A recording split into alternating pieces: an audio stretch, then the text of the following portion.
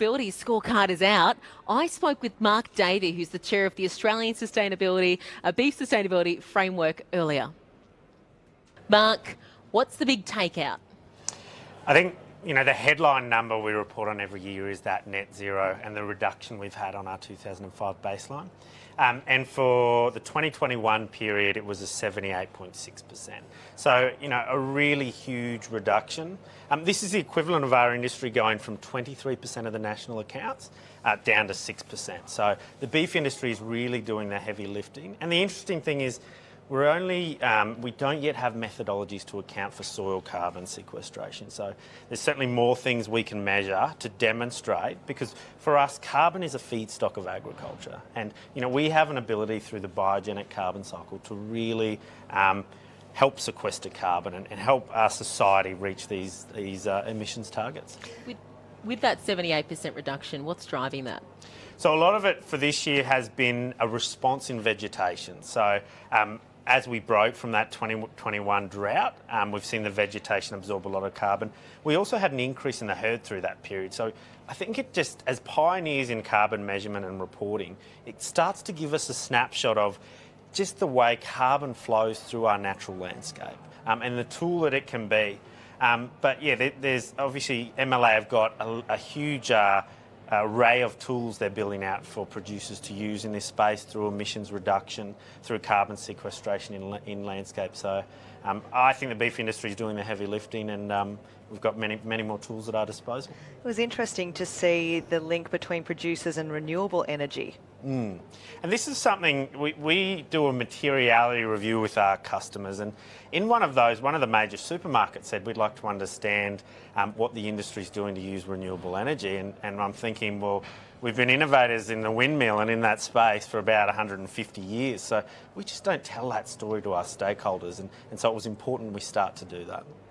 Now, also biodiversity, there's been a shift in the amount of land that is managed in that way across the country. Pretty big figures to come out. Yeah, so it's a challenging one to measure. So we ask producers what activities are they doing to actively measure biodiversity. And it's the equivalent of 160 million hectares of the Australian landscape, so a European landmass within Australia being actively managed for biodiversity, which is, I think, really When you think about it on that scale. Yeah, that's right. It's really powerful, and we want to demonstrate it to Europe because they're very focused on their production systems, and we really want to demonstrate how Australia is different, how we're extensive, why we produce beef the way we do, and why we're global leaders. Knowing all of this, how tenable is the 2030 target? It'll be an interesting one. I think there are still so many tools at our disposal, but what we're learning is that carbon fluctuates so much through the environment. It could depend on the weather conditions coming into 2030. But I think with an ambition like this, what the consumer is interested in, and consumers they're tired of being made to feel guilty. They want to know that industry's getting on with the job. And so what they want to see is the demonstration of the things we're doing and the data to back that up. Mark, what does it mean if we don't get there? I think we'll be able to explain it. I think the idea that you can't set a goal because you might not get there. Like, we're doing a lot of good, and I think what's also lost in this is MLA's research and the tools we're undertaking. They're not just for Australia. They're for the world. They're for live export industries everywhere.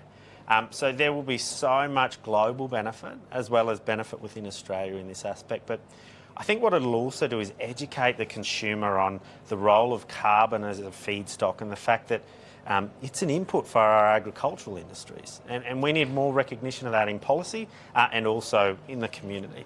But in terms of the 2030 goal, obviously it is good to have goals to work towards, but if we don't get there, which many scientists are suggesting we may not get there, does that damage us reputationally on the international stage? I don't think it does, because we may not have felt it for a brief period a couple of years ago. We were actually climate neutral. So these are largely, carbon flows in and out of our landscape, and if our herds are rebuilding, and unfortunately for the beef industry, the one thing we can't control is the weather. And that will dictate a lot of this, but by putting tools in place and being more resilient, the current reporting is saying we'll get to about 88% of the way there. And I think that will mean that as a share of the national carbon emissions will be from 23% down to about 4%. And I think society will accept that, and there'll be cases where we're sequestering carbon. Where we're sequestering carbon. It's a tongue twister, that yeah, one. I know, isn't it? All this sequester. Yeah. You go, Linz. No, I'm just curious about the storytelling here. There's so many great things that have come out of the scorecard today. You talk about the need for the public to know about it, pollies to know about it. How do we do the storytelling? That is one of our big challenges, and I think because we don't really lack the amount of qualitative metrics we need, the environment is qualitative, we've got to rely on demonstration on the ground, on demonstrating case studies, on helping to get them to understand. And the other issue is we've got to advocate as an industry.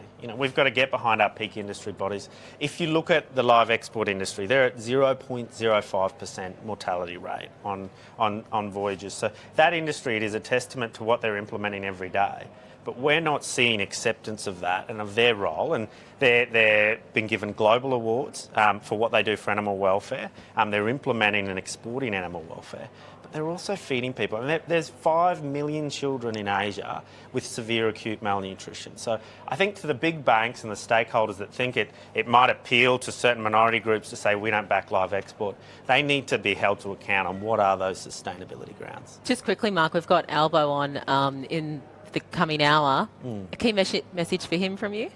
I think it would be that we've got to invest in better understanding the Australian production system and in pushing back on things like the EU deforestation regulation, which I think Murray Watt announced today. He'd sent a letter saying they were wanting more work in that space. Europe is trying to impose, I think, a lot of their own regulations on the world, and we're a different environment, and so we need to really ensure that we're representing and we're promoting our industries from an Australian context. The other big one is we've got the Science-Based Target Initiative. So 70,000 businesses and trillions of dollars of market cap have signed up to these goals. And we're seeing global companies come to the Australian industry and say, we've committed to zero deforestation, so what's the problem and what are you doing about it? And you kind of have to wonder, does the emperor have any clothes here? Like, do you approach any other aspect of your business in that way? Because I think the banking and finance industry, they're heavily regulated in banking and finance. They don't want to have to regulate food security. So our governments need to step in and need to help set those agendas and help set the Australian context and our production system, because it's to be celebrated. We produce beef in a forest, and that is to our benefit. Thanks, Mark Davey. We'll leave it there. Well, Ali Felton-Taylor has been rubbing shoulders with all the bigwigs today, and some of those political leaders can look a little bit out of place, and she's found another one.